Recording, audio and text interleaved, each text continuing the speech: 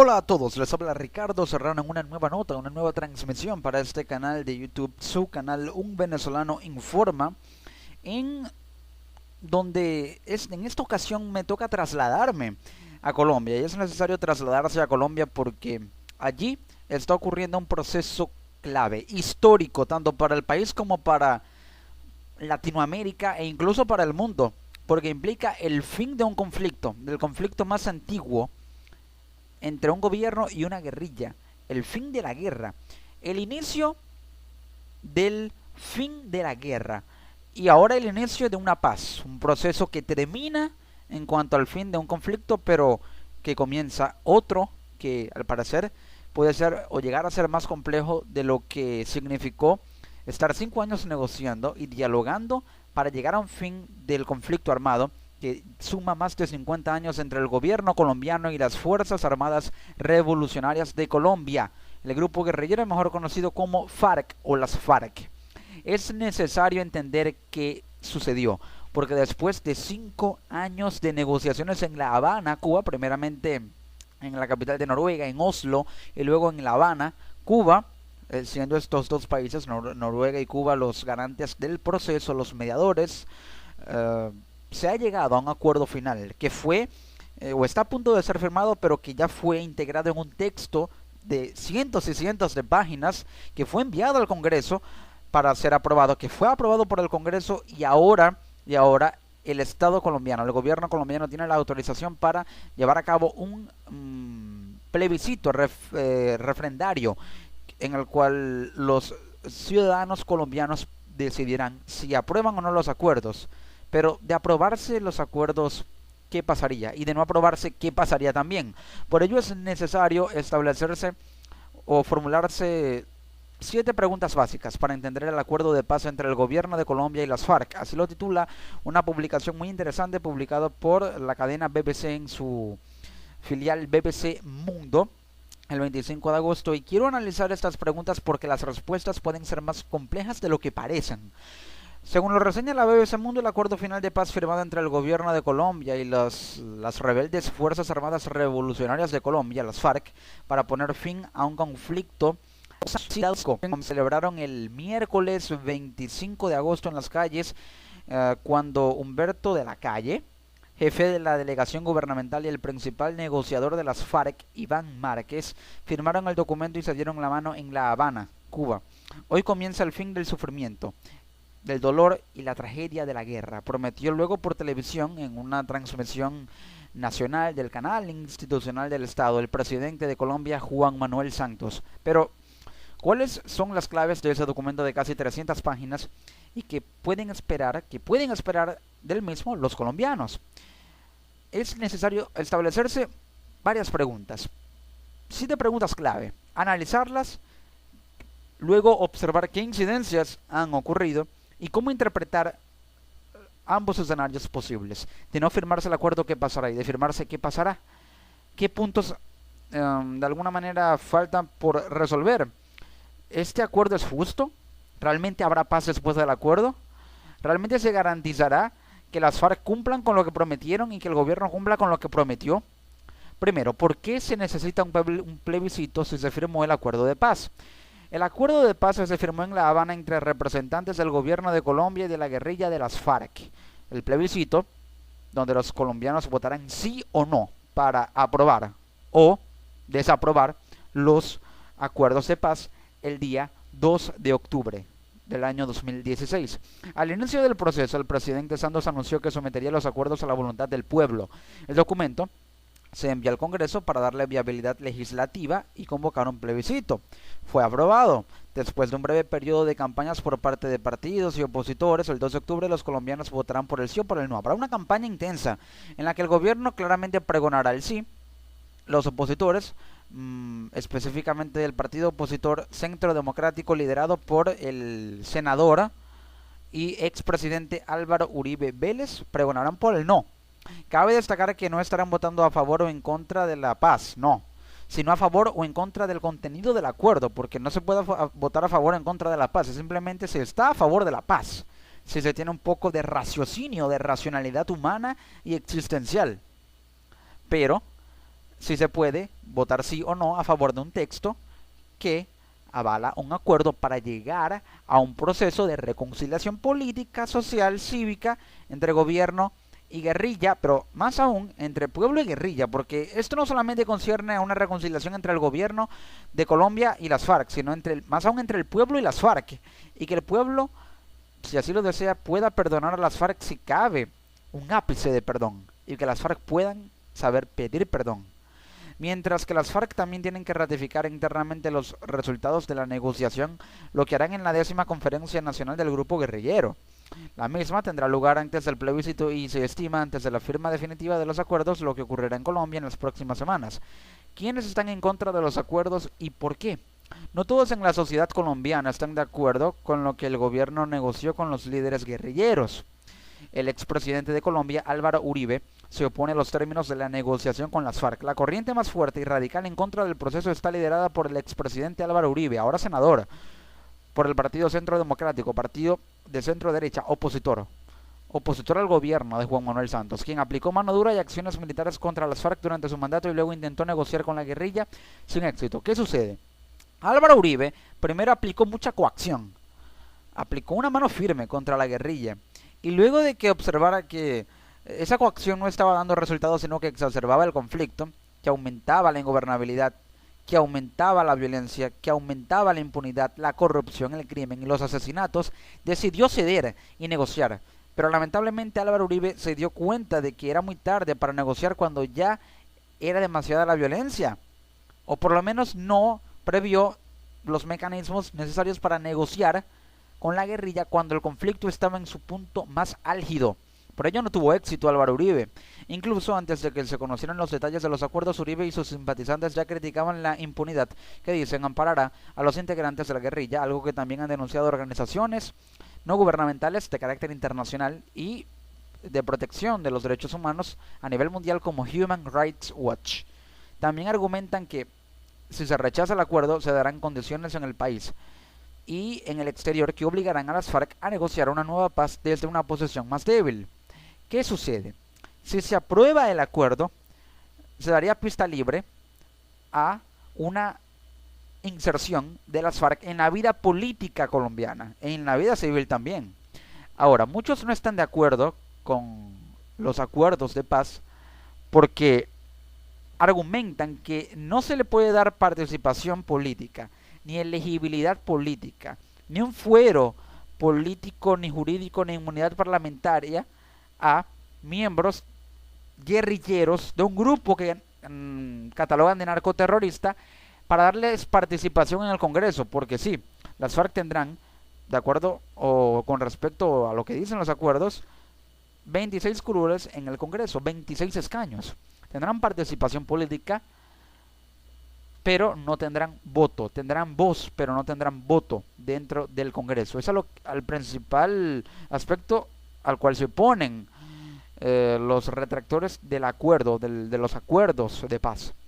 Por ello, no desean que se les dé elegibilidad política debido a que incurrieron en crímenes de lesa humanidad, a que ocasionaron tanto daño que ni siquiera los acuerdos del mecanismo de justicia transicional que avala la reparación de víctimas o comprende la reparación de víctimas podría de alguna manera reparar, valga la redundancia. ¿Por qué? Porque este mecanismo de justicia transicional implica otorgar penas más leves para quienes confiesen sus crímenes, para quienes o aquellos miembros de las FARC que confiesen los crímenes que cometieron. Ahora, se le puede otorgar un indulto o una reducción de la pena a alguien que confiese su crimen cuando hizo tanto daño que incurrió en un delito de lesa humanidad, y jurídicamente los delitos de lesa humanidad no pueden ser ni amnistiados ni indultados de acuerdo al Estatuto de Roma. No lo digo yo, lo dice el Estatuto de Roma. Entonces, se le puede dar indulto a aquel guerrillero que cometió un crimen de lesa humanidad. Es decir, también hay una situación en la que los delitos políticos están conexos con los delitos de narcotráfico. Es decir, que si se cometió un crimen político, se le juzgará también por el delito de narcotráfico. Pero si no cometió un crimen o un delito político y sí cometió un delito de narcotráfico, aún así quedaría exonerado. Entonces allí al parecer hay una distorsión jurídica que el acuerdo de justicia transicional respalda, y es a lo que se oponen los retractores de los acuerdos.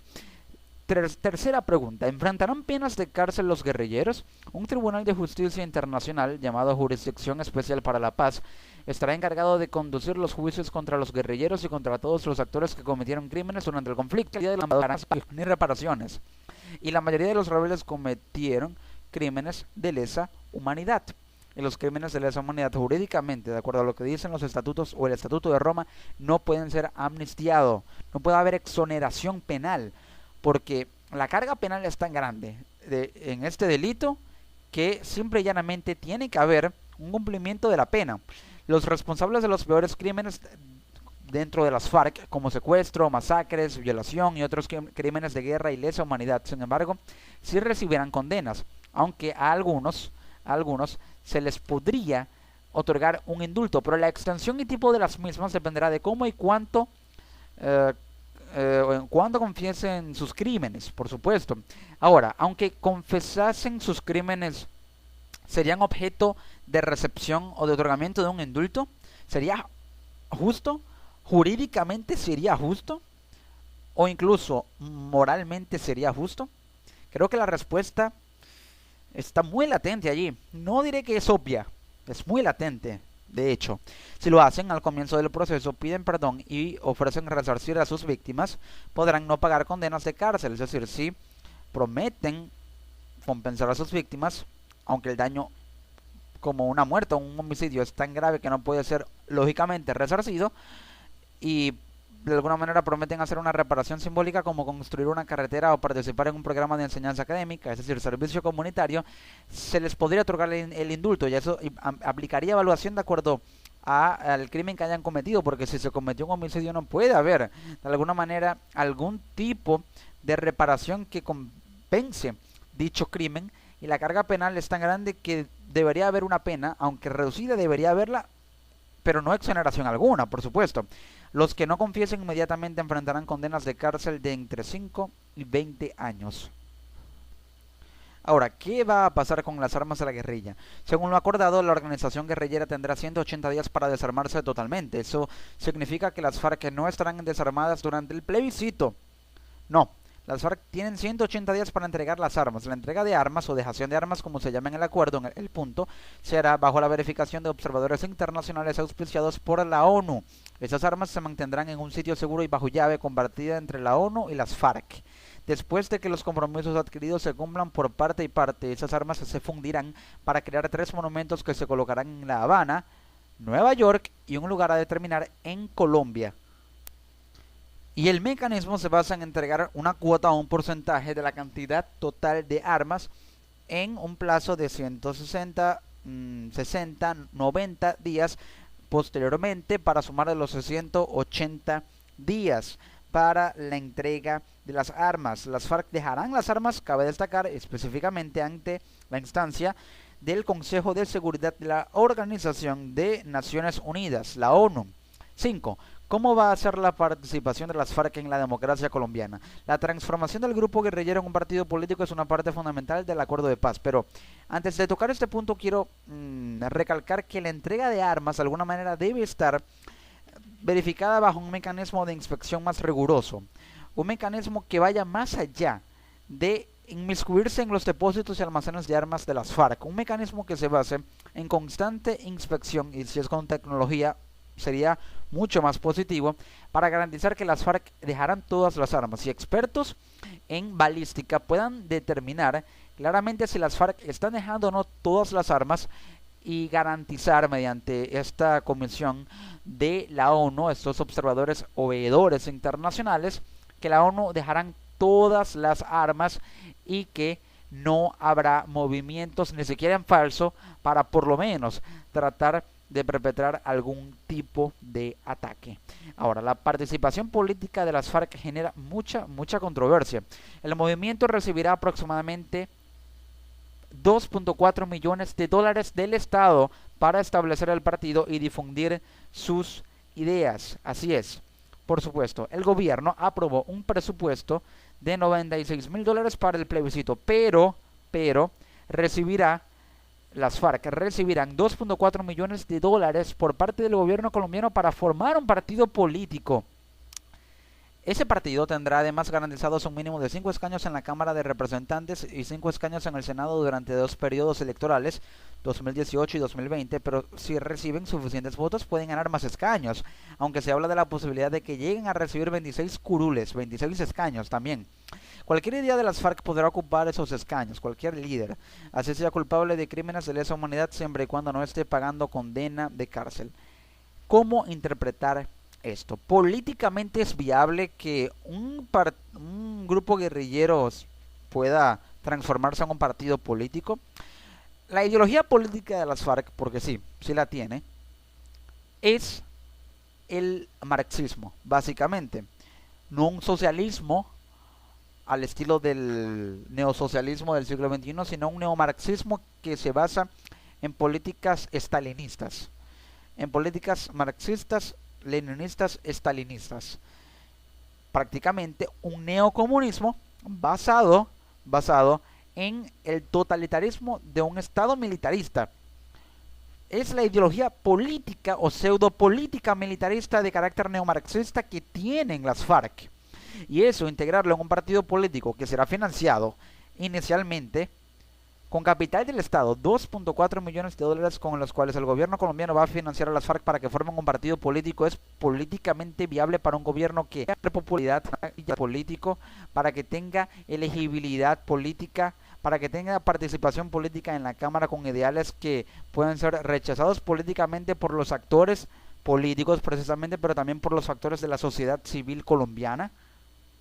Claramente unas FARC formadas bajo un partido político podría de alguna manera tratar de pregonar o impulsar una serie de políticas públicas en caso de llegar a tener una elegibilidad tan amplia como para integrarse en un partido que genere propuestas y que tenga respaldo electoral y capital político. De ser así, entonces las FARC tratarían de emplear esta jugada o llevar a cabo, realizar esta jugada para llegar al poder y empezar de alguna manera a hacerle el juego al gobierno para buscar un rival político contra el cual puedan de alguna manera posicionarse en contra inmediatamente e iniciar una participación y una carrera política para llegar al poder en Colombia.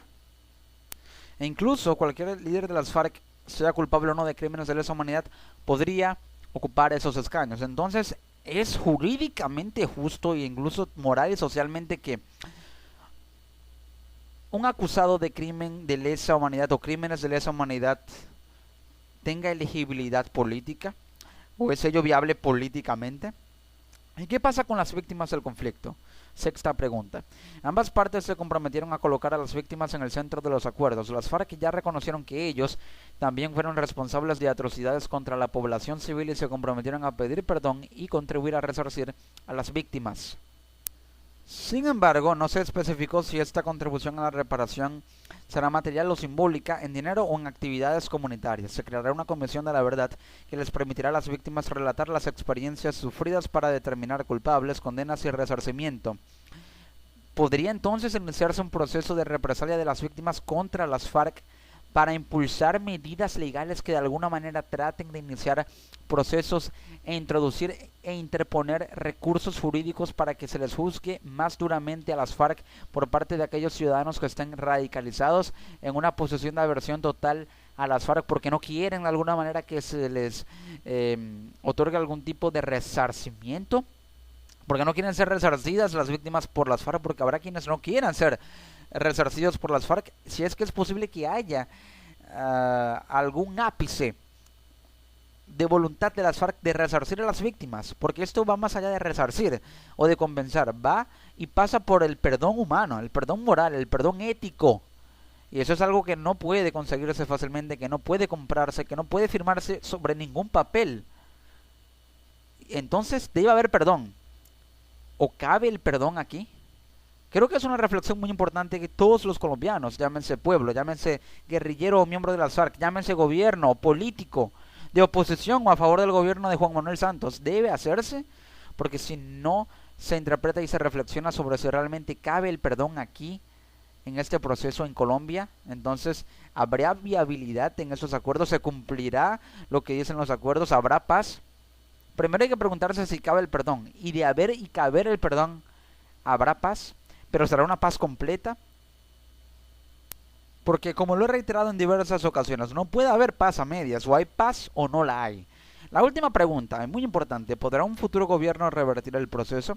Una vez se realice el plebiscito y si el acuerdo queda refrendado, se activará el acto legislativo para la paz que dispone que éste entrará a formar parte de la Constitución. Tanto el actual gobierno como futuros presidentes se verán constitucionalmente obligados a respetarlo. Desde la perspectiva de las FARC, regresar a las armas una vez refrendado el acuerdo de paz los dejaría sin argumentos ante la nación y el mundo. Perderían toda credibilidad, toda participación política, perderían de alguna manera todo indulto o todo fuero jurídico y judicial, serían inmediatamente puestos bajo procesos de juicio, procesos legales para ser encarcelados. Ambas partes en el conflicto decidieron registrar el acuerdo final de paz ante el Comité Internacional de la Cruz Roja en Suiza, con lo que adquirió un compromiso internacional. Pero esto tiene un blindaje jurídico, por supuesto, porque aunque gane el no en el plebiscito, no afecta al acuerdo. El acuerdo podría aplicarse porque tiene un fuero constitucional y al tener constitucionalidad, al tener fuero jurídico, al tener inmunidad jurídica porque ya está incluido dentro de las leyes colombianas, no puede frenarse. Simplemente el no atrasaría la puesta en marcha y la activación de los acuerdos, pero no anularía el acuerdo. Y eso hay que dejarlo muy en claro. Si gana el no, no habrá proceso de paz. Así lo aseguró un senador colombiano.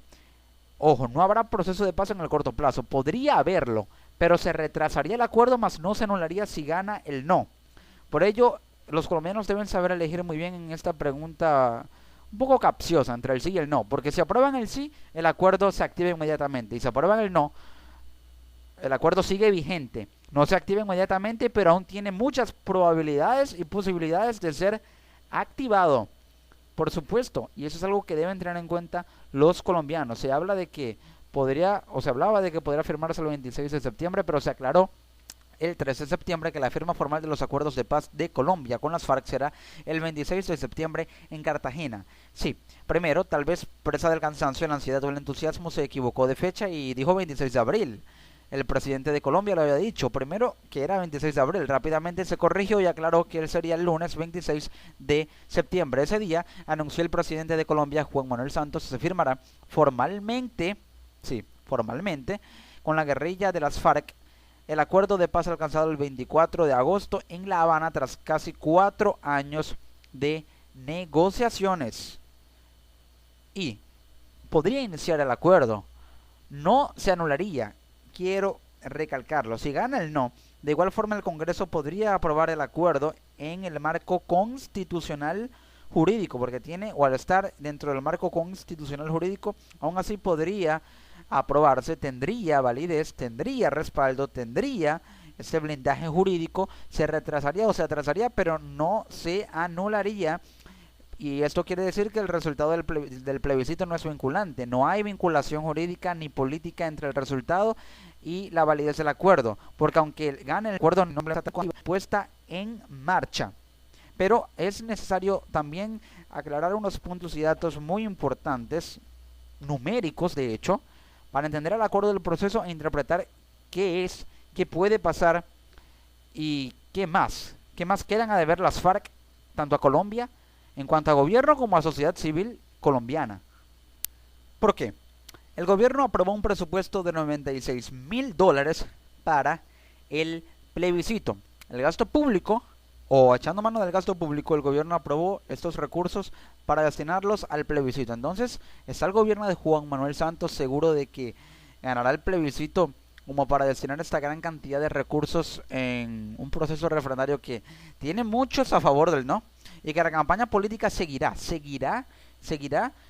muy intensa, porque los retractores de los acuerdos del Partido Centro Democrático alegan que no se puede dar elegibilidad política a terroristas, que a estos asesinos y homicidas se les está premiando con participación política, con indultos, con amnistías, cuando en realidad si incurrieron en delitos de lesa humanidad no pueden ser amnistiados, no deberían ser amnistiados, y allí podría haber un error en los acuerdos, o por lo menos un error que se decidió otorgar como una concesión, a modo de punto aprobado, pero que en realidad es un error, y así podrían ser conscientes tanto gobierno como FARC, saben que es un error, pero lo aprobaron porque el gobierno decidió ceder ante esta concesión o esta condición que le imponía las FARC para darle esa concesión. Un dato importante, 5% de los crímenes en Colombia tiene que ver con las FARC.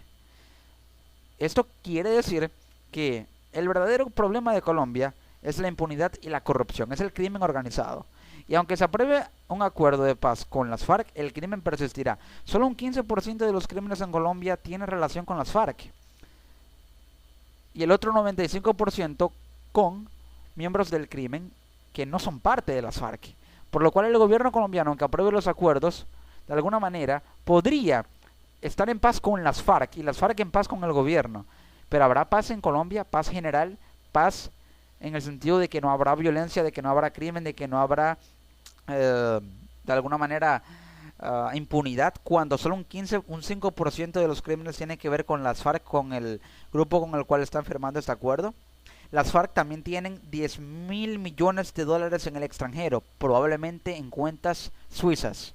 Esto quiere decir que se debe aprobar un mecanismo para determinar realmente la repatriación de estos capitales y la procedencia de estos capitales, para repatriarlos a territorio colombiano y que las FARC den una declaración con respecto al origen de estos capitales, y de tener origen ilícito repatriarlos y de alguna manera otorgarlos al Estado colombiano para su manipulación, para su manejo, para destinarlo al gasto público. Sería lo más justo, pero no es un punto que se toca en el acuerdo, algo que pasaron por alto porque deben saber muy bien dando gobierno como FARC, pero que probablemente pudieron haber pasado por alto. Asimismo, podría haber problemas con respecto al tema de la titularización de las tierras, los cultivos ilícitos, los campos minados.